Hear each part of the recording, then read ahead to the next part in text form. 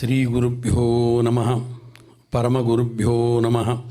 ಶ್ರೀ ವೆಂಕಟೇಶ್ವರ ಕನ್ನಡ ಭಕ್ತಿ ವಾಹಿನಿ ನಮಗಾಗಿ ಪ್ರಸ್ತುತಪಡಿಸಿರುವ ಭಗವದ್ಗೀತೆಯ ವಾಚನ ಪ್ರವಚನ ಕಾರ್ಯಕ್ರಮಕ್ಕೆ ತಮ್ಮೆಲ್ಲರಿಗೂ ಆದರದ ಸ್ವಾಗತವನ್ನು ಬಯಸ್ತಾ ಇದ್ದೇವೆ. ಭಗವಂತನಾದ ಶ್ರೀನಿವಾಸ ಆತನೇ ಶ್ರೀಕೃಷ್ಣ. ಸ್ವತಃ ಭಗವಂತನಾದ ಶ್ರೀಕೃಷ್ಣನ ಮುಖಕಮಲದಿಂದ ಹೊರಟ ಸುಂದರವಾದ ವಾಣಿ ಅದು ಭಗವದ್ಗೀತೆ. ಭಗವದ್ಗೀತೆಯ ಬಗ್ಗೆ ಅನೇಕ ಮಾತುಗಳನ್ನು ನಾವು ಇಲ್ಲಿಯವರೆಗೂ ಕೇಳಿದ್ದೇವೆ. ಆದ್ದರಿಂದ ಮತ್ತೆ ಮತ್ತೆ ಅವುಗಳನ್ನು ನೆನಪು ಮಾಡಿಕೊಳ್ತಾ ಗೀತಾ ಸುಗೀತಾ ಕರ್ತವ್ಯ ಕಿಮನ್ಯೈ ಶಾಸ್ತ್ರವಿಸ್ತರೈ ಯಾ ಸ್ವಯಂ ಪದ್ಮನಾಭಸ್ಯ ಮುಖಪದ್ಮಾತ್ ವಿನಿಸೃತ. ಭಗವಂತನಾದ ಕೃಷ್ಣ ತಾನೇ ಸ್ವತಃ ನುಡಿದ ಗೀತೆ ಅದು ಭಗವದ್ಗೀತೆ. ಕೃಷ್ಣ ಹಲವು ಬಾರಿ ಭಗವದ್ಗೀತೆಯಲ್ಲಿ ನನಗಿಂತ ಉತ್ಕೃಷ್ಟನಾದ ಮತ್ತೊಬ್ಬ ದೇವತೆ ಇಲ್ಲ, ನಾನೇ ಸರ್ವೋತ್ತಮನಾದ ದೇವತೆ ಅಂತ ಸಾರಿ ಸಾರಿ ಹೇಳಿದ್ದಾನೆ. ಆದ್ದರಿಂದ ಏಕೋ ದೇವ ದೇವಕಿ ಪುತ್ರ ಏವ, ಒಬ್ಬನೇ ಪ್ರಮುಖನಾದ ದೇವ. ಆ ದೇವನಿಗೆ ಹಲವು ನಾಮಗಳು, ಅನೇಕ ನಾಮಗಳನ್ನು ಹೊತ್ತ ಮುಖ್ಯನಾದ ಒಬ್ಬನೇ ದೇವ, ಆತ ಶ್ರೀಕೃಷ್ಣ, ಅವನೇ ಶ್ರೀನಿವಾಸ. ಅಂತಹ ಶ್ರೀಕೃಷ್ಣ ಅವನೇ ಪ್ರಸ್ತುತಪಡಿಸಿದ ಭಗವದ್ಗೀತೆ ಅದು ಈ ನಾಡಿನ ಅತ್ಯಂತ ಉತ್ಕೃಷ್ಟವಾದ ಗ್ರಂಥಗಳಲ್ಲಿ ಒಂದು. ಆ ಗೀತಾ ಅಮೃತವನ್ನು ಪಾನ ಮಾಡುವ ಸುಯೋಗವನ್ನು ಶ್ರೀ ವೆಂಕಟೇಶ್ವರ ಕನ್ನಡ ಭಕ್ತಿವಾಹಿನಿ ನಮಗಾಗಿ ಸಿದ್ಧಪಡಿಸಿ ಅದು ಉಣಬಡಿಸ್ತಾ ಇದೆ. ಆದ್ದರಿಂದ ನಾವೆಲ್ಲರೂ ಕೂಡ ಈ ಒಂದು ಗೀತಾ ವಾಚನ ಪ್ರವಚನ ಕಾರ್ಯಕ್ರಮದಲ್ಲಿ ಭಾಗಿಗಳಾಗೋಣ, ನಾವು ಕೃತಾರ್ಥರಾಗೋಣ ಅಂತ ತಿಳಿಸ್ತಾ ಆಚಾರ್ಯರು ಇಲ್ಲಿ ಆಗಮಿಸಿದ್ದಾರೆ. ಅವರು ಅನಂತರದಲ್ಲಿ ಭಗವದ್ಗೀತೆಯ ಶ್ಲೋಕಗಳ ಪಠಣವನ್ನು ನಿಮಗಾಗಿ ಹೇಳಿಕೊಡ್ತಾರೆ. ಅದರ ಪೂರ್ವದಲ್ಲಿ ನಾವು ಭಗವದ್ಗೀತೆಯ ಪ್ರವಚನವನ್ನು ಕೂಡ ಆಲಿಸುವುದಿದೆ. ಈ ಎಲ್ಲ ಕಾರ್ಯಕ್ರಮಗಳಿಗೂ ತಮಗೆ ಆದರದ ಸ್ವಾಗತವನ್ನು ಬಯಸ್ತಾ ಇದ್ದೇನೆ. ಶ್ರೀಮದ್ ಭಗವದ್ಗೀತೆಯ 16ನೆಯ ಅಧ್ಯಾಯದ ಚಿಂತನೆಯಲ್ಲಿ ನಾವೆಲ್ಲರೂ ಕೂಡ ಸೇರಿದ್ದೇವೆ. ಈ ಚಿಂತನೆಯ ನಿರ್ವಿಘ್ನತೆಗೋಸ್ಕರ ಗುರು ಅನುಗ್ರಹ ನಮಗೆ ಬೇಕೇ ಬೇಕು. ಯಾಕೆ ಅಂದರೆ ಯಸ್ಯ ದೇವೇ ಪರಾಭಕ್ತಿ ಯಥಾ ದೇವೇ ತಥಾ ಗುರವು. ದೇವರಲ್ಲಿ ಹೇಗೆ ನೀವು ಭಕ್ತಿ ಮಾಡ್ತೀರೋ ಆ ರೀತಿ ಭಗವಂತನಲ್ಲೂ ಕೂಡ ಗುರುಗಳಲ್ಲೂ ಕೂಡ ಭಕ್ತಿ ಮಾಡಿ ಅಂತ ಹೇಳಿದೆ. ಹಾಗಾಗಿ ಗುರುವಿನ ಗುಲಾಮನಾಗುವ ತನಕ ದೊರೆಯ ದಂಡ ಮುಕುತಿ ಅಂತ ಹೇಳಿದಂತೆ ಗುರುವಿನ ಮೂಲಕ ಭಗವಂತನನ್ನು ನೋಡಿದಾಗ ಅವನು ಅನುಗ್ರಹ ಮಾಡ್ತಾನೆ. ಹಾಗಾಗಿ ಮೊದಲಿಗೆ ನಾವೆಲ್ಲರೂ ಗುರು ಪ್ರಾರ್ಥನೆಯನ್ನು ಮಾಡೋಣ. ಸಮಾಶ್ರಯೇದ್ ಗುರುಂ ಭಕ್ತ್ಯಾ ಸಮಾಶ್ರಯೇದ್ ಗುರುಂ ಭಕ್ತ್ಯಾ ಮಹಾವಿಶ್ವಾಸಪೂರ್ವಕಂ ಮಹಾವಿಶ್ವಾಸಪೂರ್ವಕಂ ನಿಕ್ಷಿಪೇತ್ ಸರ್ವಭಾರಾಂಶ್ಚ ನಿಕ್ಷಿಪೇತ್ ಸರ್ವಭಾರಾಂಶ್ಚ ಗುರೋ ಶ್ರೀ ಪಾದ ಪಂಕಜೇ ಗುರು ಶ್ರೀಪಾದ ಪಂಕಜೇ. ಮುಂದೆ ಈ ಕಲಿಯುಗದ ದೈವನಾದ ಶ್ರೀನಿವಾಸ ದೇವರ ಪ್ರಾರ್ಥನೆ. ಒಂದೊಂದು ಯುಗದಲ್ಲಿ ಒಂದೊಂದರಿಂದ ಪ್ರಾಶಸ್ತ್ಯವನ್ನು ಪಡೆದಿದೆ ಯುಗಗಳು. ಕೃತೇ ತಪಪ್ರಶಂಸಂತಿ ತ್ರೇತಾಯಾಮ್ ಜ್ಞಾನ ಸಾಧನಂ. ಕೃತಯುಗದಲ್ಲಿ ತಪಸ್ಸು ಪ್ರಧಾನ, ತ್ರೇತಾಯುಗದಲ್ಲಿ ಯಜ್ಞವು ಪ್ರಧಾನ, ಜ್ಞಾನವು ಪ್ರಧಾನ. ತ್ರೇತ ದ್ವಾಪರದಲ್ಲಿ ಯಜ್ಞ ಪ್ರಧಾನ, ಕಲಿಯುಗದಲ್ಲಿ ಅಷ್ಟು ತಪಸ್ಸು ಮಾಡುವ, ಜ್ಞಾನವನ್ನು ಪಡೆಯುವ, ಅನೇಕ ವರ್ಷಗಳ ಕಾಲ ಯಜ್ಞ ಮಾಡುವ ಶಕ್ತಿ ಇಲ್ಲದೇ ಇರುವುದರಿಂದ ಕೇವಲ ಭಗವಂತನ ಸಂಕೀರ್ತನೆಯೇ ಪ್ರಧಾನ ಅಂತ ಹೇಳಿದೆ. ಹಾಗಾಗಿ ಶ್ರೀನಿವಾಸ ದೇವರ ನಾಮದಿಂದ ಕೂಡಿದ ಆ ಸಂಕೀರ್ತನೆಯನ್ನು ನಾವು ಮಾಡೋಣ. ಆನಂದ ಜ್ಞಾನದಂ ವಿಷ್ಣುಂ ಆನಂದ ಜ್ಞಾನದಂ ವಿಷ್ಣುಂ ಆನಂದಮಯ ನಾಮಕಂ ಆನಂದಮಯ ನಾಮಕಂ ಆನಂದೇನ ದದರ್ಶಾಥ ಆನಂದೇನ ದದರ್ಶಾಥ ಹ್ಯಾನಂದ ನಿಲಯಾಲಯೇ. ಆನಂದ ನಿಲಯಾಲಯೇ. ಯಾವುದೇ ಒಂದು ಕಾರ್ಯವನ್ನು ಮಾಡುವಾಗ ಎರಡು ಪ್ರಧಾನ. ಒಂದು ಮಾಡುವಂತಹ ಪ್ರಾರಂಭದಲ್ಲಿ ಸಂಕಲ್ಪ, ತದನಂತರ ಭಗವತ್ ಸಮರ್ಪಣೆ ಅಂತ. ಹಾಗಾಗಿ ಈ ಒಂದು ಚಿಂತನೆಯ ಆದಿಯಲ್ಲಿ ದೇವರ ಮುಂದೆ ಕುಳಿತು ನಾವೆಲ್ಲರೂ ಕೂಡ ಸಂಕಲ್ಪವನ್ನು ಮಾಡೋಣ.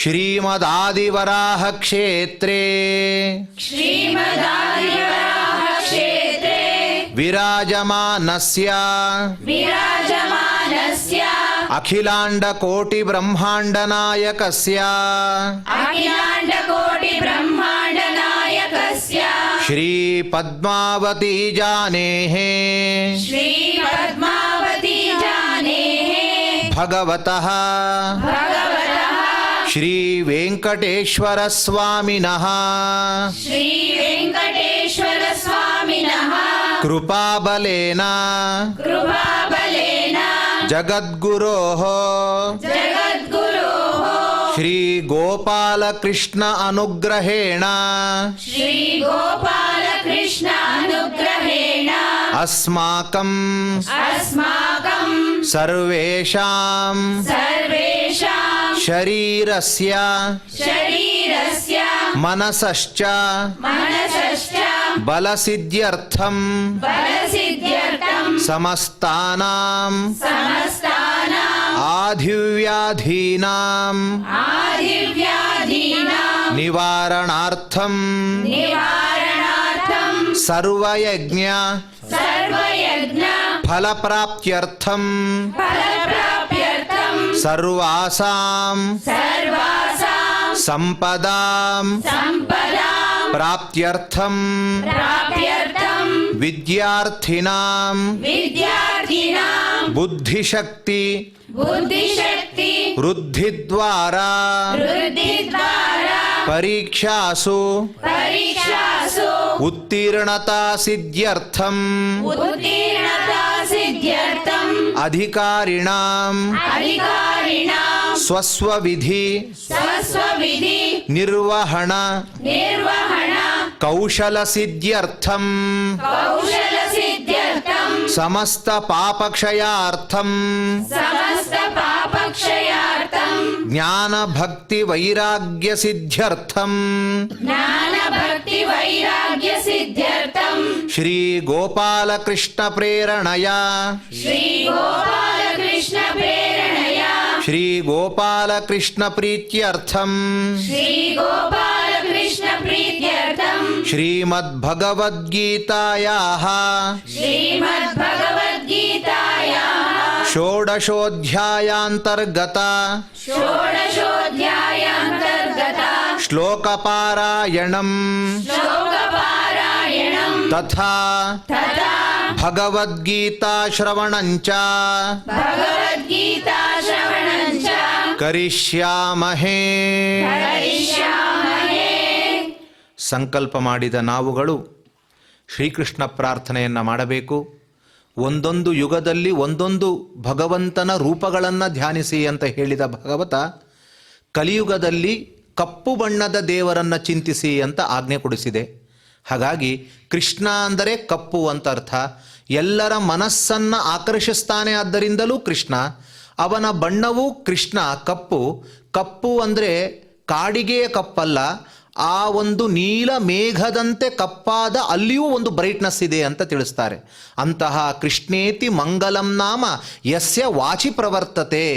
ಯಾರ ಮುಖಕಮಲದಲ್ಲಿ ಕೃಷ್ಣ ಕೃಷ್ಣ ಅಂತ ನಾಮಗಳು ಹೊರಹೊಮ್ಮುತ್ತೋ ಅಂತಹ ವ್ಯಕ್ತಿಯು ಎಲ್ಲ ಪಾಪದಿಂದಲೂ ದೂರವಾಗ್ತಾನೆ ಅಂತ ಹೇಳಿದ್ದಾರೆ. ಹಾಗಾಗಿ ನಾವೆಲ್ಲ ಕೃಷ್ಣ ಪ್ರಾರ್ಥನೆಯನ್ನು ಮಾಡೋಣ. ಕಂಸಾಂತಕಂ ಶಂಸನೀಯಂ ಕಂಸಾಂತಕಂ ಶಂಸನೀಯಂ ಸಂಶಾಂತಿಂ ಸಂಸೃತಿಚ್ಛಿದಂ ಸಂಶಾಂತಿಂ ಸಂಸ್ಕೃತಿಚ್ಛಿದಂ ಸಂಶಯಚ್ಛೇದಿ ಸಂವೇದ್ಯಂ ಸಂಶಯಚ್ಛೇದಿ ಸಂವೇದ್ಯಂ ಶ್ರೀನಿವಾಸಂ ಭಜೆ ನಿಶಂ. ಶ್ರೀನಿವಾಸಂ ಭಜೆ ನಿಶಂ. ಭಗವದ್ಗೀತೆಯ ಪ್ರಾರ್ಥನೆಯೂ ಕೂಡ ಅಗತ್ಯ. ಗೀತಾ ಗಂಗೋದಕಂ ಪೀತ್ವ ಪುನರ್ಜನ್ಮ ನ ವಿದ್ಯತೆ ಅಂತ ಅದರ ಮಾಹಾತ್ಮೆಯನ್ನು ಹೇಳಿದ್ದಾರೆ. ಎರಡೂ ಕೂಡ ಭಗವಂತನಿಂದಲೇ ಬಂದದ್ದು. ಗಂಗೆ ಭಗವಂತನ ಪಾದಕಮಲದಿಂದ ಬಂದು ನಮ್ಮನ್ನು ಪುನೀತಗೊಳಿಸಿದರೆ, ಗೀತೆ ಭಗವಂತನ ವಾಕ್ ಅವನ ಬಾಯಿಯಿಂದ ಬಂದು ಅತ್ಯಂತ ಪುನೀತವಾಗಿರುವಂಥದ್ದು. ಇದನ್ನು ಪ್ರಾರ್ಥನೆ ಮಾಡಿದರೆ, ಇದನ್ನು ಕೇಳಿದರೆ ಅವನಿಗೆ ಮತ್ತೆ ಪುನರ್ಜನ್ಮ, ಕಷ್ಟಗಳ ಸಂಸಾರದ ಕಷ್ಟ ಇಲ್ಲ ಅಂತ ಹೇಳಿದ್ದಾರೆ. ಹಾಗಾಗಿ ಭಗವದ್ಗೀತೆಯನ್ನು ಪ್ರಾರ್ಥಿಸೋಣ. ಶಾಸ್ತ್ರೇಷು ಭಾರತಂ ಸಾರಂ, ಶಾಸ್ತ್ರೇಷು ಭಾರತಂ ಸಾರಂ, ತತ್ರ ನಾಮ ಸಹಸ್ರಕಂ, ತತ್ರ ನಾಮ ಸಹಸ್ರಕಂ, ವೈಷ್ಣವಂ ಕೃಷ್ಣ ಗೀತಾ ಚ, ವೈಷ್ಣವಂ ಕೃಷ್ಣ ಗೀತಾ ಚ, ತಜ್ಞಾನಾತ್ ಮುಚ್ಯತೇಂಜಸಾ. ತಜ್ಞಾನಾತ್ ಮುಚ್ಯತೇಂಜಸಾ. ವೇದವ್ಯಾಸ ದೇವರ ಪ್ರಾರ್ಥನೆಯೂ ಅಗತ್ಯ. ಯಾಕೆಂದರೆ ಯಶ್ಛಂದಸಾಂ ವೃಷಭೋ ವಿಶ್ವರೂಪ, ಯಾವ ಯಾವ ಮಾತುಗಳು ನಮ್ಮಿಂದ ಸರಿಯಾಗಿ ಹೊರಹೊಮ್ಮಬೇಕು ಅಂತಾದರೆ ವೇದವ್ಯಾಸರ ದೇವರ ಅನುಗ್ರಹ ಬೇಕೇ ಬೇಕು.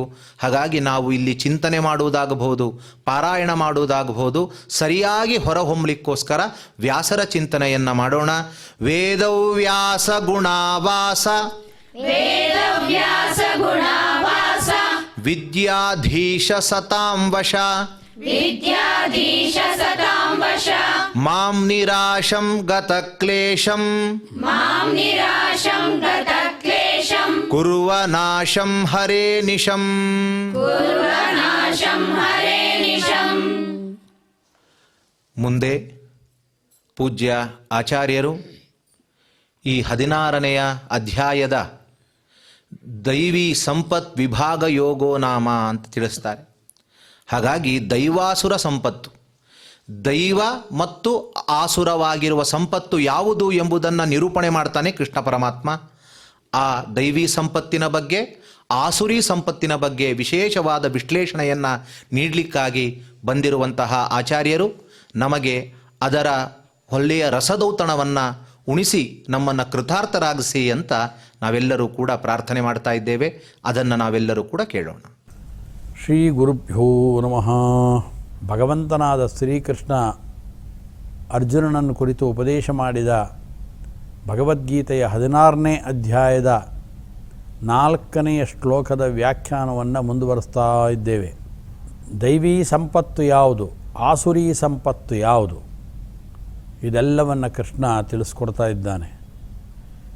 ದೈವೀ ಸಂಪತ್ತಂತ ಎಷ್ಟು ಗುಣಗಳನ್ನು ಭಗವಂತ ಇಲ್ಲಿ ಹೇಳಿದ್ದಾನೋ ಆ ಗುಣಗಳಲ್ಲಿ ಒಂದೊಂದೇ ಗುಣಗಳನ್ನು ಅಳವಡಿಸ್ಕೊಳ್ಳೋದಕ್ಕೆ ಸಜ್ಜನರಾದಂಥವರು ಪ್ರಯತ್ನವನ್ನು ಪಡಬೇಕು ಅಂತ ಕೃಷ್ಣನ ಅಭಿಮತ ಅದು. ಆ ದೃಷ್ಟಿಯಿಂದ ಶ್ರೀಕೃಷ್ಣ ದೈವೀ ಸಂಪತ್ತನ್ನು ತಿಳಿಸಿ, ಆಸುರಿ ಸಂಪತ್ತಂದರೆ ಯಾವ ದುರ್ಗುಣಗಳು ಅದರ ವಿಚಾರವನ್ನು ಕೂಡ ತಿಳಿಸಿದ್ದಾನೆ. ಆ ಗುಣಗಳನ್ನು ತಿಳಿಸುವ ದುರ್ಗುಣಗಳ ಉಲ್ಲೇಖವನ್ನು ಇಲ್ಲಿ ಮಾಡುವ ಉದ್ದೇಶ, ದುರ್ಗುಣಗಳು ಇಹಲೋಕದಲ್ಲಿ ನಮ್ಮ ಜೀವನವನ್ನು ಹಾಳು ಮಾಡ್ತವೆ, ಜೊತೆಗೆ ಪರಲೋಕದಲ್ಲಿ ಯಾವ ವಿಧವಾದ ಸುಖವೂ ಆ ಗುಣಗಳ ಅನುಷ್ಠಾನದಿಂದ, ಆ ಗುಣಗಳನ್ನು ನಮ್ಮಲ್ಲಿ ಅಳವಡಿಸ್ಕೊಳ್ಳೋದ್ರಿಂದ ಸಾಧ್ಯವಿಲ್ಲ ಅನ್ನೋ ಸಂದೇಶವನ್ನು ತಿಳಿಸೋಕ್ಕೋಸ್ಕರ ಕೃಷ್ಣ ಆಸುರಿ ಸಂಪತ್ತಂದರೆ ಯಾವ ದುರ್ಗುಣಗಳಿದೆ ಅದನ್ನು ಕೂಡ ಸೂಕ್ಷ್ಮ ರೂಪದಲ್ಲಿ ಕೃಷ್ಣ ನಮಗೆ ತಿಳಿಸ್ಕೊಡ್ತಾ ಇದ್ದಾನೆ. ದಂಭೋ ದರ್ಪೋ ಅಭಿಮಾನಶ್ಚ ಕ್ರೋಧ ಪಾರುಷ್ಯಮೇವ ಚ ಅಜ್ಞಾನಂಚ ಅಭಿಜಾತಸ್ಯ ಪಾರ್ಥ ಸಂಪದಮಾಸುರೀಂ ಅಂತ ಇಷ್ಟು ತಿಳಿಸಿದ್ರು. ದಂಭ ಅಂದರೆ ಏನು ಅಂತ ವಿಚಾರವನ್ನು ಮಾಡಿದ್ವಿ. ದಂಭ ಅಂದರೆ ಅದನ್ನು ತನ್ನ ಅಲ್ಪತ್ವವನ್ನು ನಾವು ಅಲ್ಪತ್ವವನ್ನು ತಿಳ್ಕೊಂಡು ಗೊತ್ತಿದ್ರೂ ಕೂಡ ತಾನು ಭಾರೀ ದೊಡ್ಡ ವ್ಯಕ್ತಿ ಅಂಥೇಳಿ ತನ್ನ ಬಗ್ಗೆ ತನ್ನ ಮಹತ್ವವನ್ನು ಪ್ರಕಟ ಮಾಡೋದು, ಇದನ್ನೇ ದರ್ಪ ಅಂತ ಕರೆದರು, ದಂಭ ಅಂತ ಕರೆದರು. ಆ ನಂತರದಲ್ಲಿ ದರ್ಪ ಅಂದರೆ ಭಯಕ್ಕೆ ಬೇಕಾದ ಕಾರಣಗಳಿದ್ದರೂ ಕೂಡ ಮದದಿಂದ ಅದ್ಯಾವುದು ನನಗೆ ಭಯ ಇಲ್ಲ ಅಂತ ಪ್ರದರ್ಶನ ಮಾಡೋದೇ ಅದು ದರ್ಪ ಅಂತ ಅದನ್ನು ತಿಳಿಸಿದ್ರು. ಇನ್ನು ಅಭಿಮಾನ ಅಂತಿದೆ. ಅಭಿಮಾನ ಅಂದರೆ ಪ್ರಮಾಣಾತಿಕ್ರಮ ಅಂತ ಅರ್ಥ ಬರೀತಾರೆ. ಅಭಿಮಾನ ಅಂತಂದರೆ ನಿಜವಾಗಲೂ ಕೂಡ ಮಿತಿಮೀರಿದಂಥ ಒಂದು ಸ್ವಾಭಿಮಾನ. ಅದು ಆ ಸ್ವಾಭಿಮಾನಕ್ಕೇ ಅಭಿಮಾನ ಅಂತಲೂ ಕೂಡ ಇಲ್ಲಿ ಉಲ್ಲೇಖವನ್ನು ಮಾಡುವಂಥದ್ದು. ಅಂದರೆ ಯಾವಾಗ ಮಿತಿಮೀರಿದ ಸ್ವಾಭಿಮಾನ ಇರುತ್ತೆ ಆಗ ನಾವು ಯಾವುದೇ ವಿಧವಾದ ಪ್ರಮಾಣಗಳನ್ನು ಕೂಡ ನಾವು ಅನುಷ್ಠಾನಕ್ಕೆ ತರೋದಿಲ್ಲ, ಅವುಗಳಿಗೆ ಪ್ರಾಮಾಣ್ಯವನ್ನು ಒಪ್ಪಿಕೊಳ್ಳೋದಿಲ್ಲ. ಎಲ್ಲವನ್ನು ಮೀರಿಕೊಂಡು ನನಗೆ ಸಮಾನರಿಲ್ಲ ಅನ್ನೋ ದೃಷ್ಟಿಯಿಂದ ನಮ್ಮ ಪ್ರವೃತ್ತಿ ಬೆಳೆಯೋದಕ್ಕೆ ಕಾರಣ ಏನು ಅಂದರೆ ಮಿತಿಮೀರಿದಂಥ ನಮ್ಮ ಸ್ವಾಭಿಮಾನ ಅಂತ ತಿಳಿಸ್ತಾರೆ. ಆದ್ದರಿಂದ ಅಭಿಮಾನ ಅಂತಂದರೆ ತಮ್ಮ ಬಗ್ಗೆ ಎಲ್ಲ ವ್ಯಕ್ತಿಗಳಿಗೂ ತಮ್ಮ ತಮ್ಮ ಬಗ್ಗೆ ಒಂದು ಅಭಿಮಾನ ಅಂತ ಇರುತ್ತೆ. ನಿಜ. ಅಭಿಮಾನ ಅಂದ್ರೇನು? ಎಲ್ಲರಿಗೂ ಕೂಡ ಪರವಾಗಿಲ್ಲ, ನಾನೂ ಸ್ವಲ್ಪ ಸುಂದರ, ನನಗೂ ಸ್ವಲ್ಪವಾದರೂ ವಿದ್ಯೆ ಇದೆ ಅಂತ ಈ ರೀತಿಯಾಗಿ ತಮ್ಮ ಬಗ್ಗೆ ನಿಜವಾಗಲೂ ಎಷ್ಟು ಅಂಶದಲ್ಲಿ ಎಷ್ಟು ಪರಿಮಾಣದಲ್ಲಿ ವಿದ್ಯೆ ಇರ್ಬೋದು, ರೂಪ ಇರ್ಬೋದು, ದುಡ್ಡಿರ್ಬೋದು ಇದೆಯೋ ಅದಕ್ಕಿಂತ ಸ್ವಲ್ಪ ಮಟ್ಟಿಗೆ ಜಾಸ್ತಿ ಇದ್ದರೂ ಕೂಡ ಸಹಿಸಿಕೊಳ್ಬೋದು, ನಿಜ. ಆದರೆ ಮಿತಿಮೀರಿದಂಥ ಸ್ವಾಭಿಮಾನ ಇದೆಯಲ್ಲ ಅದು ದೋಷ ಅಂತ ತಿಳಿಸ್ತಾರೆ. ಆದ್ದರಿಂದ ಅಂಥ ಅದಕ್ಕೆ ನಾವು ದುರಭಿಮಾನ ಅಂತಲೇ ಕರೆಯೋದು. ಅದಕ್ಕೋಸ್ಕರ ಅಂತಹ ಮಿತಿಮೀರಿದಂಥ ಸ್ವಾಭಿಮಾನ ಅದಿದ್ದರೆ ಏನಾಗುತ್ತೆ ಅಂದರೆ ಅಭಿಮಾನ ಇದೆಯಲ್ಲ ಅದು ಈ ಪ್ರಮಾಣಗಳನ್ನೆಲ್ಲ ಅತಿಕ್ರಮಣವನ್ನು ಮಾಡಿಬಿಡ್ತೇವೆ ಅಂತ ಅರ್ಥ. ಅಂದರೆ ಶಾಸ್ತ್ರಗಳು ಬೇಕಾದಷ್ಟು ವಿಚಾರವನ್ನು ತಿಳಿಸುತ್ತೆ, ನನಗೆ ಸಂಬಂಧ ಇಲ್ಲ ಅಂತ ನಾವು ಅದನ್ನು ಮೀರಿದಂಥವರು ಅಂಥೇಳಿ ಎಲ್ಲ ವಿಧವಾದ ಆಚಾರ ವಿಚಾರಗಳನ್ನು ಮೀರಿಬಿಡ್ತಾರೆ. ಮಿತಿಮೀರಿದಂಥ ಸ್ವಾಭಿಮಾನ.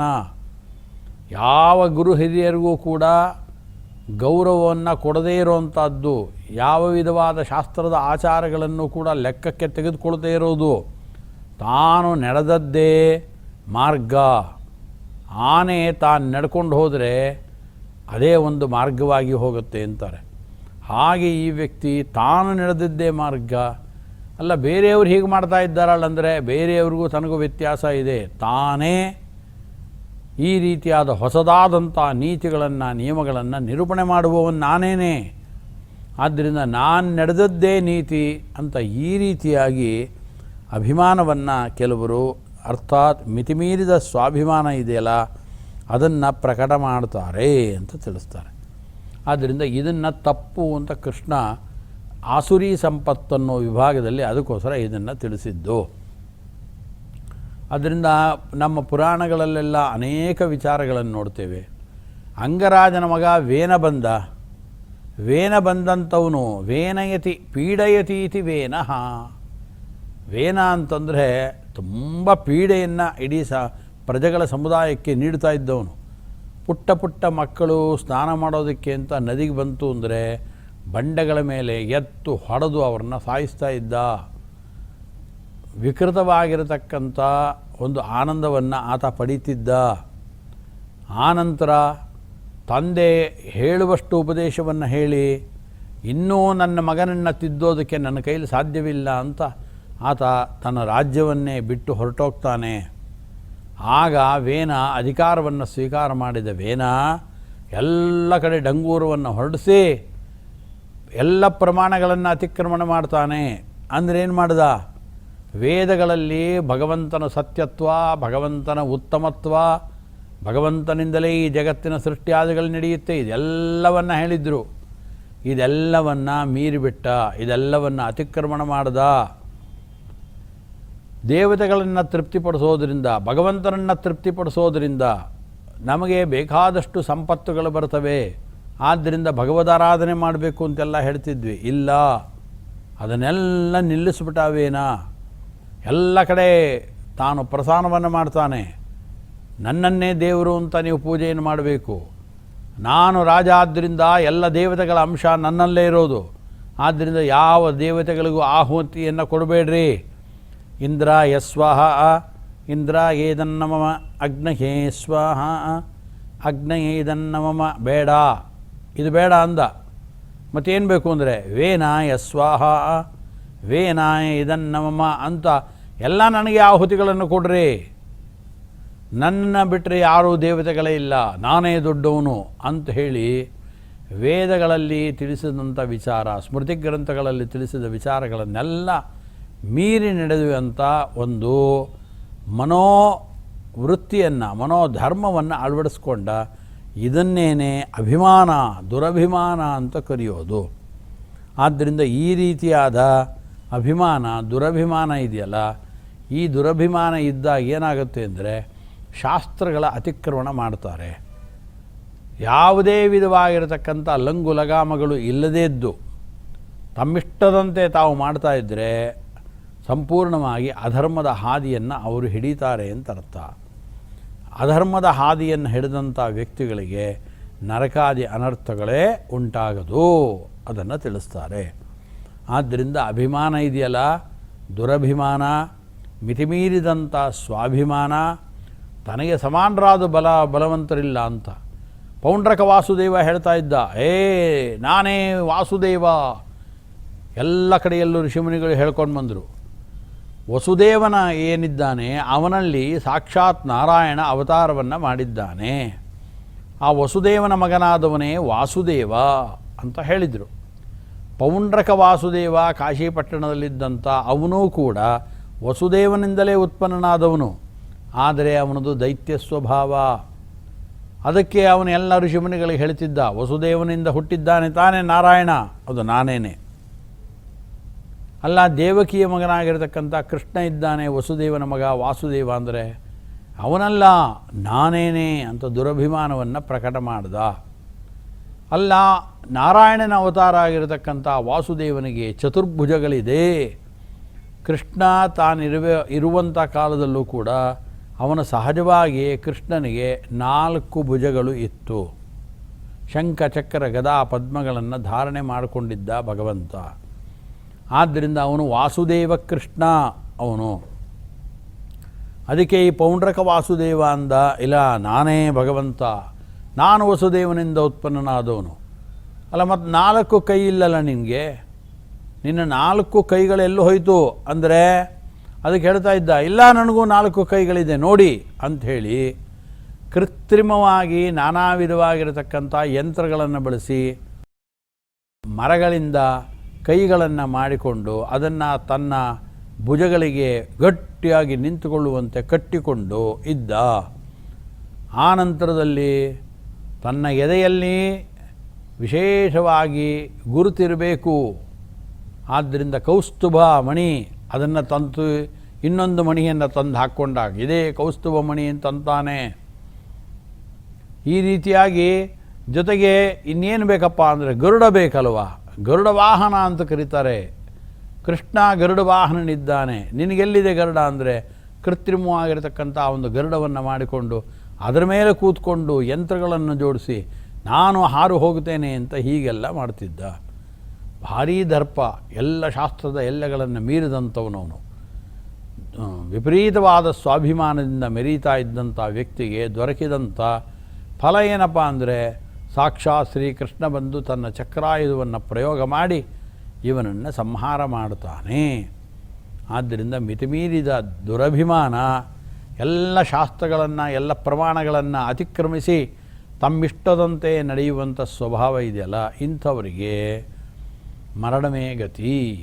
ಇವರಿಗೆ ಈ ಲೋಕದಲ್ಲೂ ಉದ್ಧಾರವಾಗೋಲ್ಲ, ಅನಂತರದಲ್ಲಿ ಮತ್ತೆ ಮುಂದಿನ ಲೋಕದಲ್ಲೂ ಯಾವುದೇ ವಿಧವಾದ ಇವರಿಗೆ ಸುಖಾದಿಗಳು ಲಭಿಸೋದಿಲ್ಲ. ಕಾರಣ ಏನು ಅಂದರೆ ತಾವೇ ದುರಭಿಮಾನವನ್ನು ಬೆಳೆಸ್ಕೊಂಡು ಯಾವ ವಿಧವಾದ ಧರ್ಮಾಚರಣೆಯನ್ನು ಅವ್ರು ಮಾಡಲ್ಲ. ಅದಕ್ಕೋಸ್ಕರ ಅದನ್ನ ಪುಣ್ಯ ಸಂಪಾದನೆ ಆಗಲಿಲ್ಲ. ಪುಣ್ಯ ಸಂಪಾದನೆ ಆಗಿದ್ದರೆ ಸ್ವರ್ಗಾದಿಗಳು ದೊರಕ್ತಿತ್ತು ಅವರಿಗೆ, ಆದ್ದರಿಂದ ಅದೂ ಇಲ್ಲ.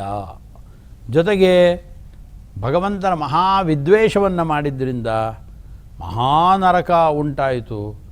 ಕಡೆಗೆ ಅವರಿಗೆಲ್ಲ ಆಸುರ ಸ್ವಭಾವವನ್ನು ಅಳವಡಿಸ್ಕೊಂಡಿರುವಂಥ ವ್ಯಕ್ತಿಗಳು ಅಂಥವರಿಗೆ ಅಂಧಂತಮಸ್ಸು ಕೂಡ ಮುಂದೆ ಆಗತ್ತೆ ಅಂತ ಕೃಷ್ಣನೇ ಹೇಳ್ತಾ ಇದ್ದಾನೆ. ಆದ್ದರಿಂದ ದಂಭೋ ದರ್ಪೋ ಅಭಿಮಾನಶ್ಚ ಕ್ರೋಧ ಪಾರುಷ್ಯಮೇವ ಚ ಅಂದರು. ಅಭಿಮಾನ ಆದ್ದರಿಂದ ಈ ದುರಭಿಮಾನ ಬಿಡಬೇಕು ಅಂತ ಒಂದು. ಹಾಗಾದರೆ ಸಾಧಾರಣವಾದ ಅಭಿಮಾನವನ್ನು ಇಟ್ಕೊಳ್ಬೋದು. ನಮ್ಮ ಮಕ್ಕಳು, ನಮ್ಮ ಹೆಂಡತಿ, ನಮ್ಮ ಮನೆ, ನಮ್ಮ ಕಾರು, ನಮ್ಮ ಬಂಧುಗಳು, ನನ್ನ ಸಂಬಂಧಿಗಳು, ನನ್ನ ಹೆಂಡತಿ ಅಂತ ಇದನ್ನೆಲ್ಲ ಇಟ್ಕೊಳ್ಬೋದು. ಹಾಗಾದರೆ ಈ ಅಭಿಮಾನವನ್ನು ಅಂದರೆ ಈ ಅಭಿಮಾನವೂ ಕೂಡ ಮೋಕ್ಷಕ್ಕೆ ಪ್ರತಿಬಂಧಕವಾದದ್ದು. ಎಷ್ಟು ಇಟ್ಕೊಳ್ಬೇಕೋ ಅಷ್ಟೇ ಇಟ್ಕೊಳ್ಬೇಕೇ ಹೊರತು ಅತಿಯಾಗಿರತಕ್ಕಂಥ ಇಂಥ ಅಭಿಮಾನ ಇದು ಮತ್ತೆ ಸಂಸಾರದ ಸುಳಿಯಲ್ಲೇ ನಮ್ಮನ್ನು ಸಿಲುಕಿಸುತ್ತೆ. ಆದ್ದರಿಂದ ಎಂ ವಾಪಿ ಸ್ಮರನ್ ಭಾವಂ ತ್ಯಜತ್ಯಂತೆ ಕಲೇವರಂ ತಮೇವೇತಿ ಕೌಂತೆಯ ಸದಾ ಮದ್ಭಾವ ಭಾವಿತಃ ಅಂತ ಕೃಷ್ಣ ಇದೇ ಗೀತೆಯಲ್ಲಿ ತಿಳಿಸಿದ್ದಾನೆ. ಯಾರು ಕಡೆಗಾಲದಲ್ಲಿ ನನ್ನನ್ನೇ ಸ್ಮರಣೆ ಮಾಡಿಕೊಂಡು ಪ್ರಾಣತ್ಯಾಗವನ್ನು ಮಾಡ್ತಾರೋ ಅಂಥವರು ಮುಂದೆ ನನ್ನನ್ನೇ ಹೊಂತಾರೆ ಅಂತ ಕೃಷ್ಣ ಹೇಳ್ತಾನೆ.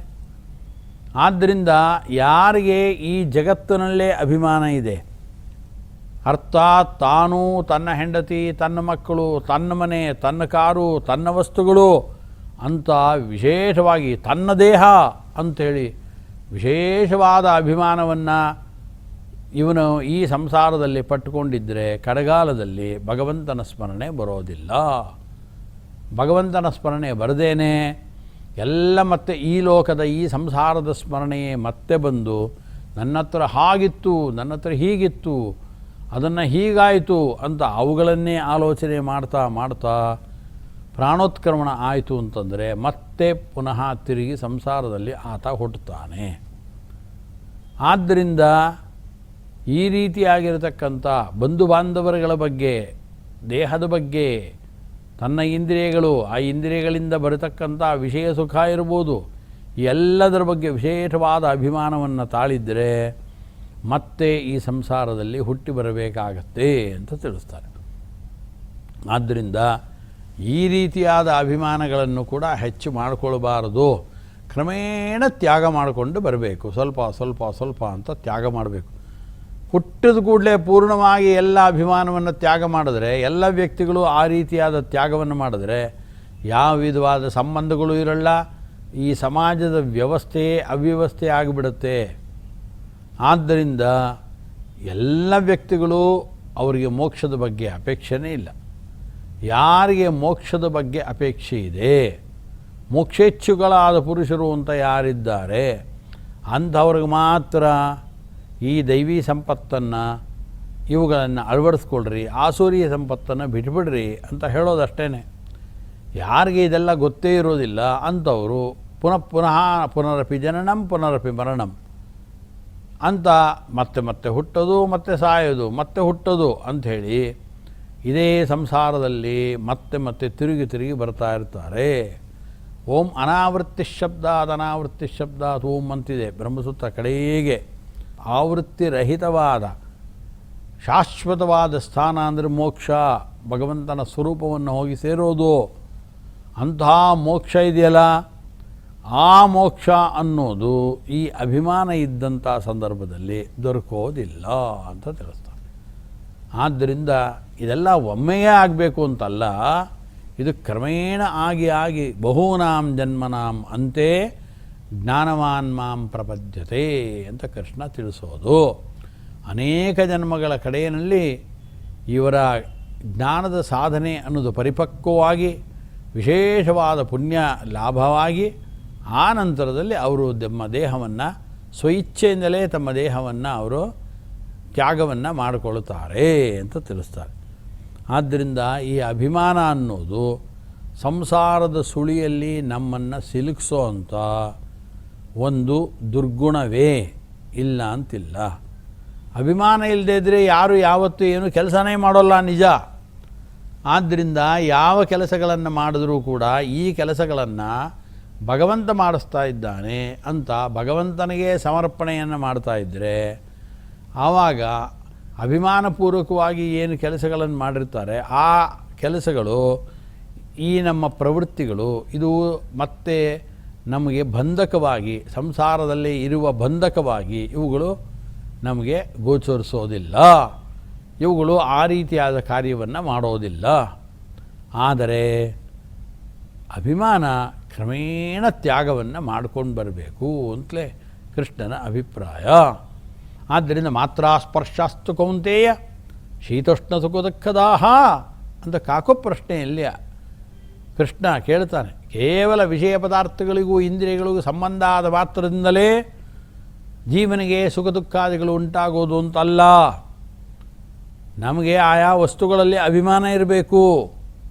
ಅಭಿಮಾನ ಇದ್ದಾಗ ಮಾತ್ರ ಅವುಗಳ ಸಂಪರ್ಕಕ್ಕೆ ನಾವು ಬಂದಾಗ ಸುಖವೋ ದುಃಖವೋ ನಮಗುಂಟಾಗೋದು. ನಮ್ಮ ಗುರುಗಳು ಯಾವಾಗಲೂ ಉಲ್ಲೇಖ ಮಾಡ್ತಾಯಿದ್ರು, ಎಲ್ಲೋ ಒಂದು ಜಾಗದಲ್ಲಿ ಹೋಗಿ ಕೂತ್ಕೊಂಡಿರ್ತೀವಿ, ಯಾವುದೋ ಒಂದು ದೊಡ್ಡ ಸಭೆ ಮೀಟಿಂಗು, ಏನೋ ಉಪನ್ಯಾಸ, ಆ ಕಾರ್ಯಕ್ರಮ ಈ ಕಾರ್ಯಕ್ರಮ, ಅನೇಕ ಜನಗಳ ಕೂತಿದ್ದಾಗ ಬೆಂಕಿ ಬಿದ್ದೋಗಿದೆ ಅಂತಂದರೆ ಎಲ್ಲಿ ಅಂತಾರೆ. ಅವ್ರು ಇನ್ಯಾವುದೋ ಸ್ಥಳವನ್ನು ಹೇಳಿದಾಗ ಹೌದಾ ಆಗಲಿ, ಅದಕ್ಕೆ ಬೇಕಾದಂಥ ವ್ಯವಸ್ಥೆ ಇದೆ, ಫೈರ್ ಇಂಜಿನ್ನವರು ಬರ್ತಾರೆ, ಆ ಬೆಂಕಿಯನ್ನು ನಂದಿಸ್ತಾರಷ್ಟೇ ಅಂತ ಹಾಗಿರ್ತಾರೆ. ಇಲ್ಲ ಇವನ ಏರಿಯಾಗೆ ಬೆಂಕಿ ಬಿದ್ದಿದೆ ಅಂದಾಗ ತಡಬಡಿಸಿ ಹೋಗ್ತಾನೆ. ಆನಂತರ ಯಾವ ಮನೆಗೆ ಅಂತ ಹೇಳಿದಾಗ ಇಷ್ಟನೇ ಕ್ರಾಸ್ನಲ್ಲಿ ಇಷ್ಟನೇ ನಂಬರಿನ ಮನೆ, ಅದು ಇವನ ಮನೆ, ಈ ಮನೆಗೆ ವಿಶೇಷವಾಗಿ ಬೆಂಕಿಯ ಕೆನ್ನಾಲೆಗಳು ಆವರಿಸ್ಕೊಂಡಿವೆ ಅಂತ ಏನಾದರೂ ಹೇಳಿಬಿಟ್ರೆ ಆವಾಗ ಎಲ್ಲಿಲ್ಲದ ದುಃಖದಿಂದ ಚಡಪಡಿಕೆಯಿಂದ ಥಟ್ಟನೆಗೆದ್ದು ಓಡೋದಕ್ಕೆ ಶುರು ಮಾಡ್ತಾನೆ. ಬೆಂಕಿ ಸುಡುವ ಕ್ರಮವನ್ನು ಅವ್ರ ಮನೆಗೆ ಮಾಡ್ತು, ಇವ್ರ ಮನೆಗೂ ಮಾಡ್ತು. ಆದರೆ ಇನ್ನೊಬ್ಬರ ಮನೆಗೆ ಬೆಂಕಿ ಸುಡ್ತಾ ಇದೆ ಅನ್ನೋ ವಿಷಯವನ್ನು ಕೇಳಿ ನಿರ್ಲಿಪ್ತನಾದಂತೆ ಇವನು ತನ್ನ ಮಾತುಗಳನ್ನು ಆಡಿದ್ದ. ಆದರೆ ತನ್ನ ಮನೆಗೆ ಬೆಂಕಿ ಬಿದ್ದಾಗ ನಿರ್ಲಿಪ್ತನಾಗಿ ಕೂತ್ಕೊಳ್ಳೋದಕ್ಕೆ ಆಗಲಿಲ್ಲ. ಯಾಕೆ? ಕಾರಣ ಏನು ಅಂದರೆ ನನ್ನ ಮನೆ, ನಮ್ಮ ಮನೆಗೆ ಬೆಂಕಿ ಬಿದ್ದಿದೆ ಅಂತ ಗೊತ್ತಾದ ಕೂಡಲೇ ಎಲ್ಲಿಲ್ಲದ ದುಃಖ ಅವನಿಗೆ, ಕಳವಳ, ಉದ್ವೇಗ ಎಲ್ಲ ಪ್ರಾರಂಭವಾಗಿ ಹೋಯಿತು ಅಂತ ತಿಳಿಸ್ತಾರೆ. ಆದ್ದರಿಂದ ಈ ಅಭಿಮಾನ ಇದೆಯಲ್ಲ, ಯಂಹಿನವ್ಯಥಯಂತ್ಯೇತೆ ಪುರುಷಂ ಪುರುಷರ್ಷಭಃ ಸಮದುಃಖ ದುಃಖಂ ಧೀರಂ ಸೋ ಅಮೃತತ್ವಾಯ ಕಲ್ಪದೆ ಅಂತಾರೆ. ಆದ್ದರಿಂದ ಅಭಿಮಾನ ತ್ಯಾಗವನ್ನು ಮಾಡಿದ್ರೆ ಏನಪ್ಪ ಅಂತಂದರೆ ಸಾಕ್ಷಾತ್ ಮೋಕ್ಷ ದೊರಕತ್ತೆ ಅಂತ ತಿಳಿಸಿದೆ. ಆದ್ದರಿಂದ ಅಭಿಮಾನ ಅನ್ನೋದು ಒಂದು ದುರ್ಗುಣವೇ ನಿಜ. ಎಲ್ಲವನ್ನು ಭಗವದರ್ಪಣೆ ಬುದ್ಧಿಯಿಂದ ಸಮರ್ಪಿಸ್ತಾ ಇರಬೇಕು. ಕೆಲಸ ಮಾಡಬಾರ್ದು ಅಂತಲ್ಲ, ಕೆಲಸ ಮಾಡಬೇಕು. ಕೆಲಸ ಮಾಡದೆ ಭಗವಂತನಿಗೋಸ್ಕರ ಎಲ್ಲವನ್ನು ಅರ್ಪಣೆ ಮಾಡಿ ಸುಮ್ಮನೆ ಕೂತ್ಕೊಂಡು ಬಿಡ್ತೀನಿ ಅಂದರೆ ಅದು ತಪ್ಪದು. ಶಾಸ್ತ್ರ ಅದನ್ನು ಒಪ್ಪಿಲ್ಲ. ಯಾವತ್ತೂ ಅಷ್ಟೇ ತೇನ ತ್ಯಕ್ತೇನ ಮುಂಜೀತಾಹ ಮಾ ಗೃದಃ ಕಸ್ಯ ಸಿದ್ಧನಂ ಈಶಾವಾಸ್ಯಮಿದಂ ಸರ್ವಂ ಯತ್ಕಿಂಚ ಜಗತ್ಯಾಂ ಜಗತ್. ಇಡೀ ಜಗತ್ತು ಭಗವಂತನಿಂದ ಆವರಿಸಲ್ಪಟ್ಟಿದೆ. ಎಲ್ಲ ಕಡೆಗಳಲ್ಲೂ ಅಣುರೇಣು ತೃಣಕಾಷ್ಟ ಪರಿಪೂರ್ಣ ಗೋವಿಂದ, ಎಲ್ಲ ಕಡೆ ಭಗವಂತ ಇದ್ದಾನೆ ಅಂದಿದ್ದಾರೆ ನಿಜ. ಅವನು ಕೊಟ್ಟಷ್ಟನ್ನೇ ತಿನ್ನಬೇಕೇ ಹೊರತು ಮತ್ತೆ ಬೇರೆ ಬೇಡಬಾರದು ಅಂತ ಹೇಳಿದಾರಲ್ಲಿ. ತೇನ ತ್ಯಕ್ತೇನ ಮುಂಜೀತಾಹ ಮಾ ಗೃಧ ಕಸ್ಯ ಸಿದ್ಧನಂ, ಬೇರೆ ಯಾರ ಹಣವನ್ನು ನೀನು ಬೇಡಬಾರದು ಅಂತ ಅಂತಾರೆ. ಶಾಸ್ತ್ರ ಹಂಗೇಳಿದೆ ನಿಜ. ಆದ್ದರಿಂದ ಮತ್ತೊಬ್ಬರ ಸ್ವತ್ತಿಗೆ ಆಸೆಯನ್ನು ಪಡಬಾರದು, ಭಗವಂತ ಕೊಟ್ಟಿದ್ದರಲ್ಲಿ ತೃಪ್ತಿ ಆಗಬೇಕು ನಿಜ. ಹಾಗಂತ ಬೆಳಗ್ಗೆ ಎದ್ದು ಸ್ನಾನ ಸಂಧ್ಯಾವಂದನ ದೇವ್ರ ಪೂಜಾದಿಗಳನ್ನು ಮಾಡಿಕೊಂಡು ಎಲ್ಲೂ ಹೋಗೋದು ಬೇಡ. ಭಗವಂತ ಏನು ಕೊಡ್ತಾನೆ ಕೊಡಲಿ, ಇವತ್ತು ಅಷ್ಟರಿಂದಲೇ ತೃಪ್ತನಾಗಿರ್ತೀನಿ ಅಂತ ಉದಾಸೀನ ಮಾಡಿ ಕೆಲಸನೇ ಮಾಡದೆ ಎಲ್ಲ ಭಗವಂತನ ತಲೆಯ ಮೇಲೆ ಹೊತ್ತು ಹಾಕಿ ನಿಶ್ಚಲನಾಗಿ ಮನೆಯಲ್ಲೇ ಕೂತ್ಕೊಂಡಿದ್ದರೆ ಇಡೀ ಸಂಸಾರದ ಈ ಪ್ರತಿನಿತ್ಯದ ಕ್ರಿಯೆಗಳು ನಡೆಯೋದು ಹೇಗೆ? ಸಂಸಾರದ ವ್ಯವಸ್ಥೆಯನ್ನು ನಿಭಾಯಿಸೋದು ಹೇಗೆ? ಯಾಕೆ ಅಂದರೆ ಏನು ಬೇಡ ಅಂತ ಸುಮ್ಮನೆ ಇವನು ಕೂತ್ಕೊಂಡಿದ್ದರೆ ಅದನ್ನು ಪ್ರಮಾಣಗಳು ಉಪನಿಷತ್ತಾದಿಗಳು ಆ ರೀತಿ ಹೇಳಲಿಲ್ಲ. ನಾವು ಮಾಡುವ ಕೆಲಸಗಳನ್ನೆಲ್ಲ ಮಾಡ್ತಿರಬೇಕು. ಎಲ್ಲ ಭಗವದ್ಬುದ್ಧಿಯಿಂದ ಇದನ್ನೆಲ್ಲ ಸ್ವತಂತ್ರ ಕರ್ತೃ ಆದವನು ಭಗವಂತ. ಆದ್ದರಿಂದ ಅವನಿಂದ ಇದೆಲ್ಲ ನಡೀತಾ ಇದೆ ಅನ್ನೋ ಭಾವನೆಯಿಂದ ಅವನಿಗೆ ಸಮರ್ಪಣೆಯನ್ನು ಮಾಡಬೇಕು ಅಂತ ತಿಳಿಸ್ತಾರೆ. ಅಂದ ಪ್ರಾತಃ ಪ್ರಭೃತಿ ಸಾಯಾಂತಂ ಸಾಯಾದಿ ಪ್ರಾತರಂ ತತಃ ಯತ್ಕರೋಮಿ ಜಗನ್ನಾಥ ತದಸ್ತು ತವ ಪೂಜನಂ ಅನ್ನೋ ಭಾವನೆಯಿಂದ ಅವನ ಪೂಜಾ ರೂಪವಾಗಿ ಎಲ್ಲವನ್ನೂ ಕೂಡ ಸಮರ್ಪಣೆ ಮಾಡಬೇಕೇ ಹೊರತು ಭಾರೀ ನಾವು ಅಭಿಮಾನ ಪಟ್ಟುಕೊಂಡು ದುರಭಿಮಾನ ಪಟ್ಟುಕೊಂಡು ವಿಪರೀತವಾಗಿ ಕೆಲಸ ಮಾಡೋದು ಒಂದು, ಸುಮಾರಾಗಿ ಅಭಿಮಾನ, ತಮ್ಮ ಬಗ್ಗೆ ಅಭಿಮಾನ, ತನ್ನ ವಸ್ತುಗಳ ಬಗ್ಗೆ ವಿಶೇಷವಾದ ಅಭಿಮಾನ, ಹೀಗೆಲ್ಲ ಇದ್ದು ಇಂಥ ಅಭಿಮಾನವನ್ನು ಕೂಡ ತ್ಯಾಗವನ್ನು ಮಾಡಬೇಕು ಅಂತ ಕೃಷ್ಣ ಆ ಅಭಿಪ್ರಾಯದಿಂದ ಅಭಿಮಾನ ಅಂದರೆ ಮಮತ್ವ, ನನ್ನದು ಎಂಬತಕ್ಕಂಥ ಒಂದು ಮಮಕಾರ, ಆ ಅಭಿಮಾನವನ್ನು ತ್ಯಾಗ ಮಾಡಬೇಕು. ಆ ಅಭಿಮಾನ ಅನ್ನೋದು ಕಟ್ಟಕಡೆಗೆ ದೊಡ್ಡ ಆಸರಿ ಸಂಪತ್ತಾಗಿ ಅದು ಬೆಳವಣಿಗೆಯಾಗಿ ನಿಂತುಕೊಳ್ಳುತ್ತದೆ.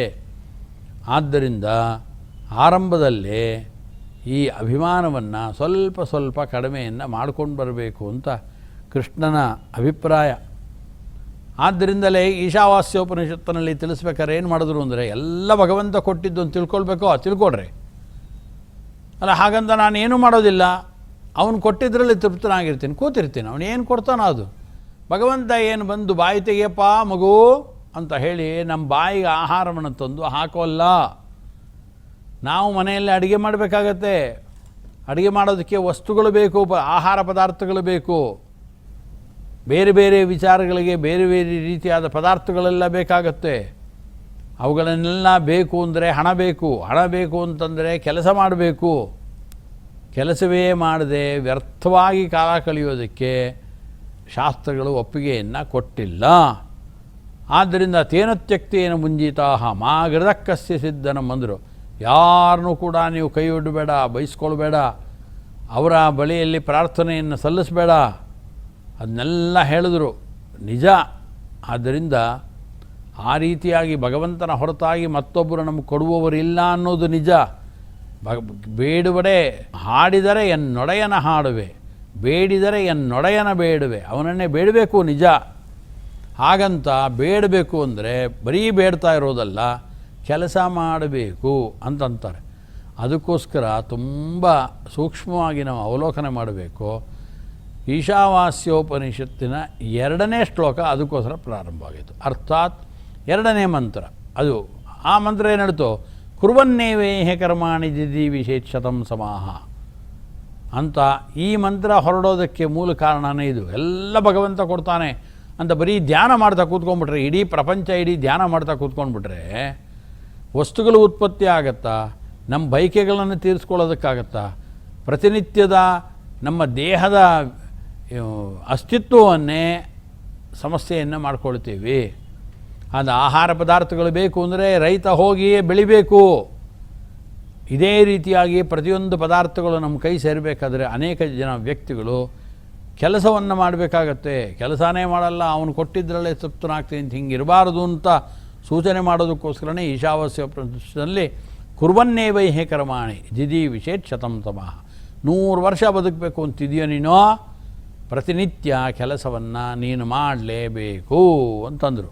ಕುರು ಭುಂಕ್ಷಚ ಕರ್ಮ ನಿಜಂ ನಿಯತಂ ಹರಿಪಾದ ವಿನಮ್ರದಿಯ ಸತತಂ ಅಂತ 12 ಸ್ತೋತ್ರದ ಈ ವಾಕ್ಯ, ಇದು ಒಂದು ವಾಕ್ಯ, ಅದು ಅಷ್ಟರ್ಥವನ್ನು ಒಳಗೊಂಡಿದೆ ಇದು.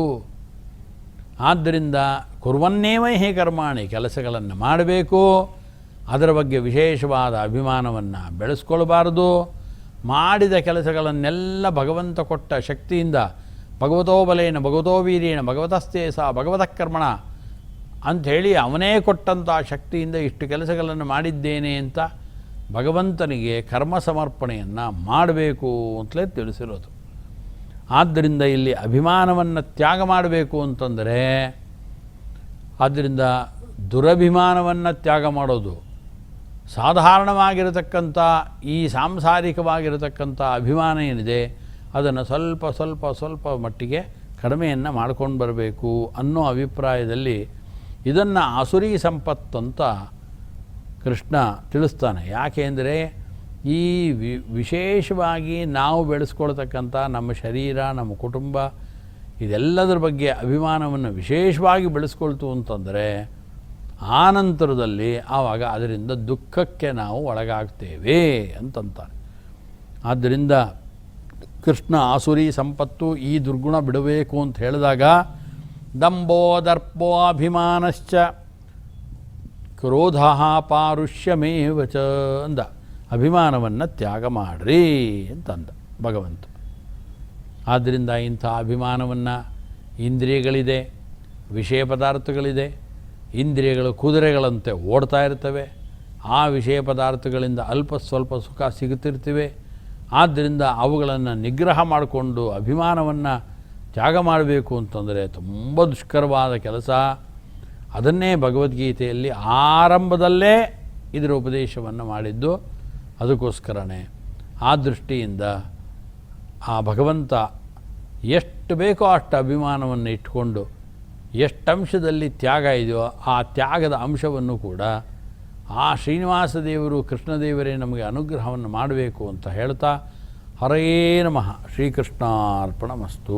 ಇಷ್ಟರವರೆಗೂ ಆಚಾರ್ಯರ ಅದ್ಭುತವಾಗಿರುವಂತಹ ವಾಗ್ಗಂಗೆಯಿಂದ ನಾವು ಮಿಂದು ಪವಿತ್ರರಾಗಿದ್ದೇವೆ.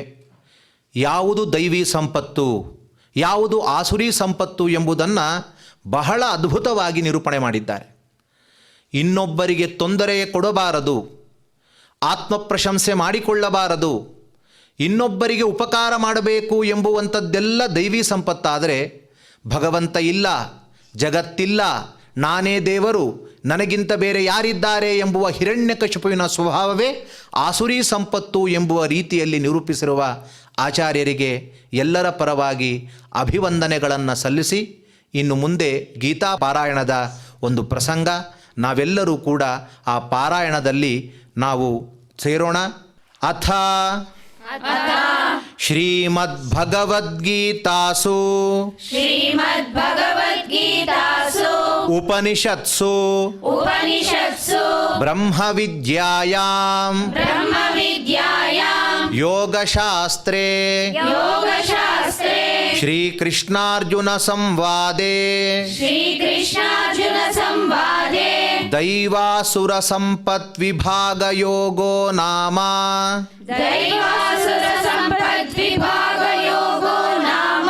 ಷೋಡಶೋಧ್ಯಾಯಃ. ಶ್ರೀಭಗವಾನುವಾಚ ಅಭಯಂ ಸತ್ವಸಂಶುದ್ಧಿಃ ಜ್ಞಾನಯೋಗವ್ಯವಸ್ಥಿತಿಃ ದಾನಂ ದಮಶ್ಚ ಯಜ್ಞಶ್ಚ ಸ್ವಾಧ್ಯಾಯಸ್ತಪ ಆರ್ಜವಂ ಅಹಿಂಸಾ ಸತ್ಯಮಕ್ರೋಧಃ ತ್ಯಾಗಃ ಶಾಂತಿರಪೈಶುನಂ ದಯಾಭೂತೇಷ್ವಲೋಲುಪ್ತ್ವಂ ಮಾರ್ದವಂ ಹ್ರೀರಚಾಪಲಂ ತೇಜಕ್ಷಮಾ ಧೃತಿಃ ಶೌಚಂ ಅದ್ರೋಹೋ ನಾತಿಮಾನಿತಾ ಭವಂತಿ ಸಂಪದಂ ದೈವೀಂ ಅಭಿಜಾತಸ್ಯ ಭಾರತ ದಂಭೋ ದರ್ಪೋಭಿಮಾನಶ್ಚ ಕ್ರೋಧಃ ಪಾರುಷ್ಯಮೇವ ಚ ಅಜ್ಞಾನಂ ಚಾಭಿಜಾತಸ್ಯ ಪಾರ್ಥ ಸಂಪದಮಾಸುರೀಂ ದೈವೀ ಸಂಪದ್ವಿಮೋಕ್ಷಾಯ ನಿಬಂಧಾಯಾಸುರೀಮತಾ ಮಾ ಶುಚಃ ಸಂಪದಂ ದೈವೀಂ ಅಭಿಜಾತೋಸಿ ಪಾಂಡವ ದ್ವೌ ಭೂತ ಸರ್ಗೌ ಲೋಕೇಸ್ಮಿನ್ ದೈವ ಆಸುರ ಏವ ಚ ದೈವೋ ವಿಸ್ತರಶ ಪ್ರೋಕ್ತಃ ಆಸುರಂ ಪಾರ್ಥ ಮೇ ಶೃಣು ಪ್ರವೃತ್ತಿಂಚ ನಿವೃತ್ತಿಂಚ ಜನಾನ ವಿದುರಾಸುರಾಃ ನ ಶೌಚಂ ನಾಪಿ ಚಾಚಾರಃ ನ ಸತ್ಯಂ ತೇಷು ವಿದ್ಯತೆ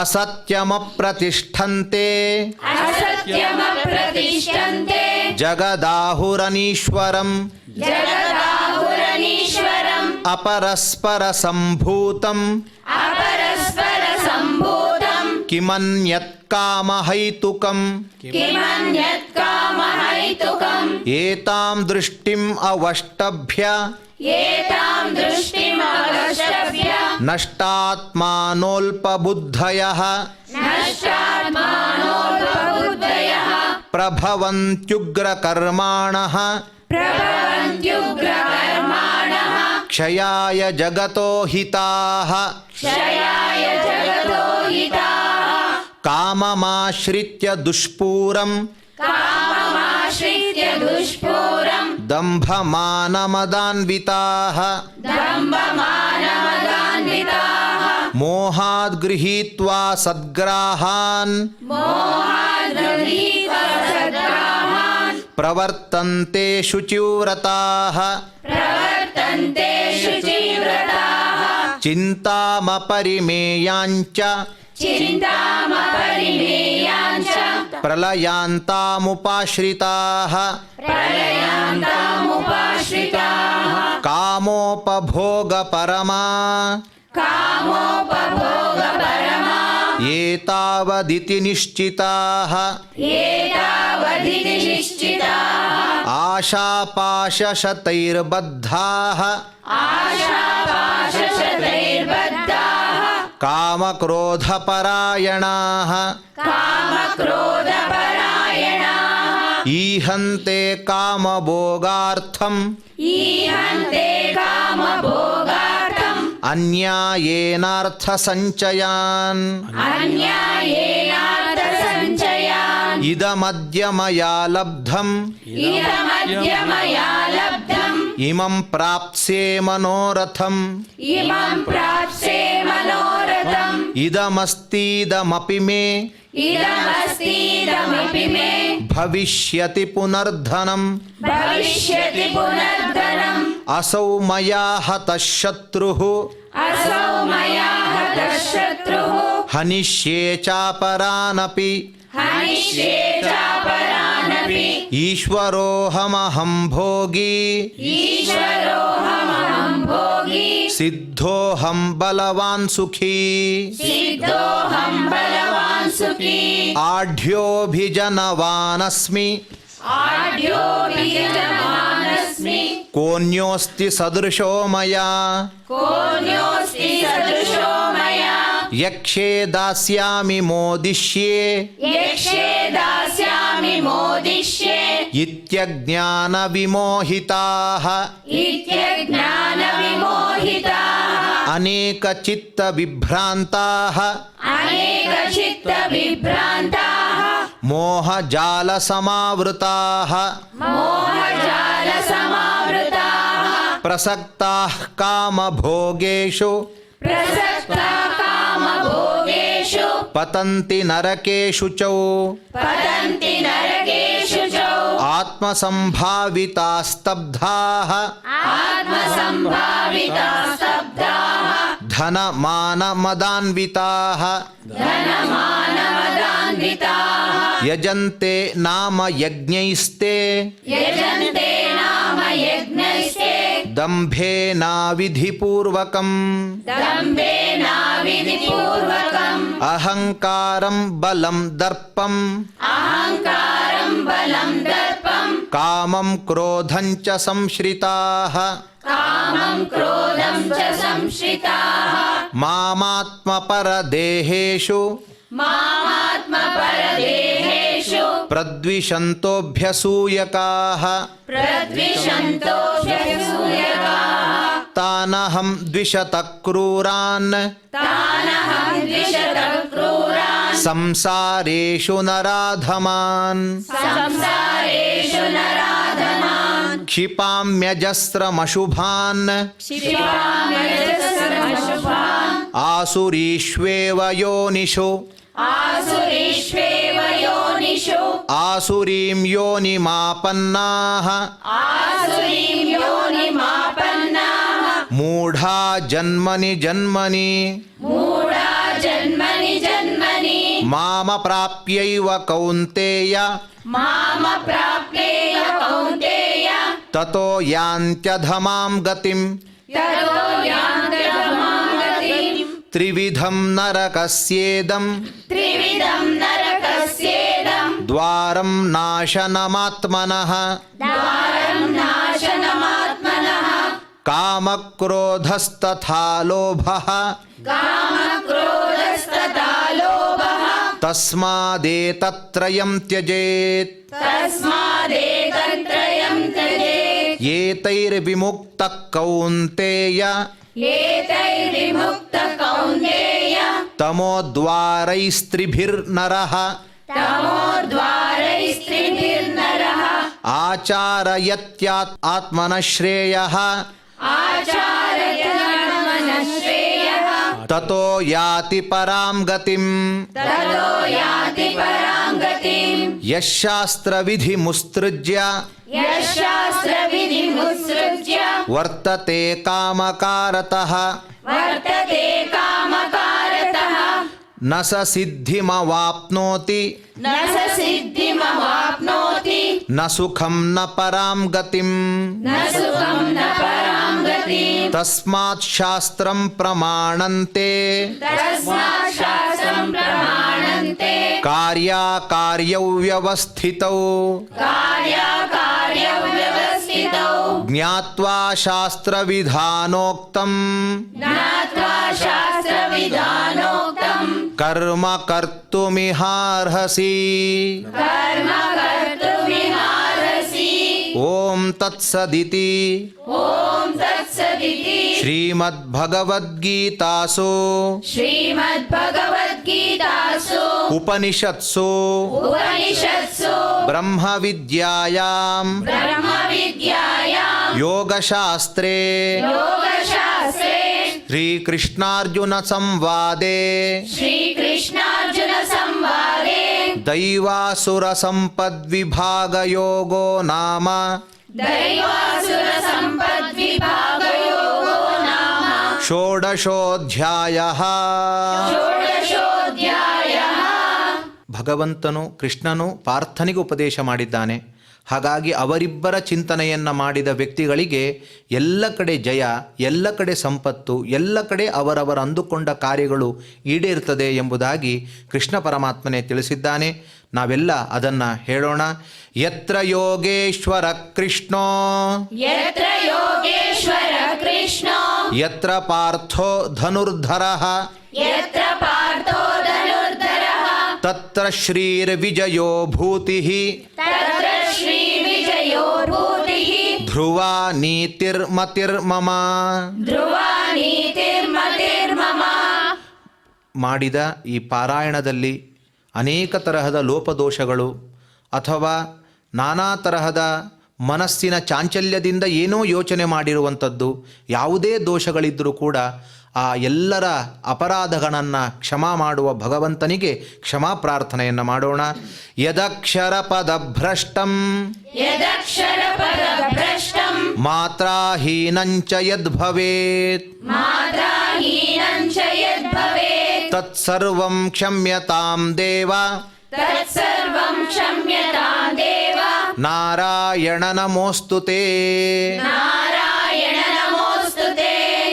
ಮೂರು ಕರಣಗಳು, ವಾಕ್ ಮಾತುಗಳು, ಮನಸ್ಸು ಮತ್ತು ಮೈ, ಈ ಮೂರು ಕಾಯಿಕ, ವಾಚನಿಕ, ಮಾನಸಿಕ ಅಂತ ಹೇಳಿದ್ದಾರೆ. ಇದರಿಂದ ನಮಗೆ ನಡೆದಿರುವಂತಹ ಏನೇ ದೋಷಗಳಿರಬಹುದು, ಪಾರಾಯಣದ ಸಂದರ್ಭದಲ್ಲಿ ಆಗಬಹುದು ಅಥವಾ ಬೆಳಿಗ್ಗೆಯಿಂದ ಹಿಡಿದು ರಾತ್ರಿಯವರೆಗೂ ನಡೆದಿರುವಂತಹ ಕಾರ್ಯಗಳಲ್ಲಿ ಭಗವಂತನಿಗೆ ಮಾಡಿದ ಏನೇ ದೋಷಗಳಿದ್ದರೂ ಕೂಡ ಅದೆಲ್ಲ ಭಗವಂತನು ಪರಿಹಾರ ಮಾಡಿ ನಾವೆಲ್ಲ ಮಾಡಿದ ಕರ್ಮವನ್ನು ದೇವರಿಗೆ ಸಮರ್ಪಣೆ ಮಾಡಬೇಕು ಅಂತ ವಿಧಾನ ಇದೆ. ಹಾಗಾಗಿ ನಾವು ಮಾಡಿದ ಈ ಕಾರ್ಯವನ್ನು ಭಗವತ್ ಸಮರ್ಪಣೆಯನ್ನುಗೊಳಿಸೋಣ. ಕಾಯೇನ ವಾಚಾ ಮನಸೇಂದ್ರಿಯೈರ್ವಾ ಕಾಯೇನ ವಾಚಾ ಮನಸೇಂದ್ರಿಯೈರ್ವಾ ಬುದ್ಧ್ಯಾತ್ಮನಾ ವಾ ಪ್ರಕೃತೆ ಸ್ವಭಾವಾತ್ ಬುದ್ಧ್ಯಾತ್ಮನಾ ವಾ ಪ್ರಕೃತೆ ಸ್ವಭಾವಾತ್ ಕರೋಮಿ ಯದ್ಯತ್ ಸಕಲಂ ಪರಸ್ಮೈ ಕರೋಮಿ ಯದ್ಯತ್ ಸಕಲಂ ಪರಸ್ಮೈ ನಾರಾಯಣಾಯೇತಿ ಸಮರ್ಪಯಾಮಿ. ನಾರಾಯಣಾಯೇತಿ ಸಮರ್ಪಯಾಮಿ. ಭಗವಂತ ಪ್ರತ್ಯಕ್ಷವಾಗಿ ಬಂದು ಏನು ಬೇಕು ಅಂತ ಕೇಳಿದರೆ ನಾವೆಲ್ಲ ಏನು ಹೇಳಬೇಕು? ಲೋಕಾ ಸಮಸ್ತ ಸುಖಿನೋ ಭವಂತು. ಸ್ವಾಮಿ, ನಾವೆಲ್ಲ ಈ ಜಗತ್ತಲ್ಲಿ ಸೇರಿದ್ದೇವೆ. ಜಗತ್ತು ಕ್ಷೇಮವಾಗಿತ್ತು ಅಂದರೆ ನಾವೆಲ್ಲರೂ ಕ್ಷೇಮವಾಗಿರ್ತೇವೆ. ಹಾಗಾಗಿ ಸಮಸ್ತ ರಾಷ್ಟ್ರವು ಸುಖವಾಗುವಂತೆ ನೀನು ಮಾಡಬೇಕು ಎಂಬುದೇ ನಮ್ಮೆಲ್ಲರ ಉದ್ದೇಶವಾಗಿದೆ ಎಂಬುದನ್ನು ನಾವು ದೇವರಲ್ಲಿ ಸೇರಿ ಪ್ರಾರ್ಥಿಸೋಣ. ಸರ್ವೇ ಭವಂತು ಸುಖಿನಃ, ಸರ್ವೇ ಭವಂತು ಸುಖಿನಃ, ಸರ್ವೇ ಸಂತು ನಿರಾಮಯಾಃ, ಸರ್ವೇ ಸಂತು ನಿರಾಮಯಾಃ, ಸರ್ವೇ ಭದ್ರಾಣಿ ಪಶ್ಯಂತು, ಸರ್ವೇ ಭದ್ರಾಣಿ ಪಶ್ಯಂತು, ಮಾ ಕಶ್ಚಿತ್ ದುಃಖ ಭಾಗ್ ಭವೇತ್. ಮಾ ಕಶ್ಚಿತ್ ದುಃಖ ಭಾಗ್ ಭವೇತ್. ಮುಂದೆ ಮಂಗಳವನ್ನು ನಾವೆಲ್ಲರೂ ಕೂಡ ಹೇಳೋಣ. ಭಗವಂತನು ಮಂಗಳನಾಗಿದ್ದಾನೆ, ಭಗವಂತನು ಗುಣಿಯಾಗಿದ್ದಾನೆ, ಭಗವಂತನು ಸೌಂದರ್ಯವಂತನಾಗಿದ್ದಾನೆ ಅಂದರೆ ನಮಗೂ ಭಗವಂತ ಸೌಂದರ್ಯ ಕೊಡ್ತಾನೆ, ನಮ್ಮನ್ನು ಗುಣಿಗೊಳ್ಳುವವನಾಗಿ ಮಾಡ್ತಾನೆ. ಹೀಗೆ ನಾವು ಅವನನ್ನು ಏನಂತ ಸ್ತೋತ್ರ ಮಾಡ್ತೇವೋ ಹಾಗೆ ನಮಗೆ ನೀಡುತ್ತಾನೆ. ಭಗವಂತನು ಮಂಗಳನಾಗಿದ್ದಾನೆ ಅಂತ ಮಂಗಳ ಹಾಡಿದರೆ ನಮ್ಮ ಜಗತ್ತಿಗೂ ರಾಷ್ಟ್ರಕ್ಕೂ ಮಂಗಳವನ್ನು ಉಂಟು ಮಾಡ್ತಾನೆ. ಹಾಗಾಗಿ ಮಂಗಳವನ್ನು ನಾವು ಹೇಳೋಣ. ಶ್ರಿಯಕಾಂತಾಯ ಕಲ್ಯಾಣ ನಿಧಯೇ ನಿಧಯೇರ್ಥಿನಾಂ, ಶ್ರೀಯಕಾಂತಾಯ ಕಲ್ಯಾಣ ನಿಧಯೇ ನಿಧಯೇತಿನಾಂ, ಶ್ರೀವೇಂಕಟನಿವಾಸಾಯ ಶ್ರೀನಿವಾಸಾಯ ಮಂಗಳಂ, ಶ್ರೀ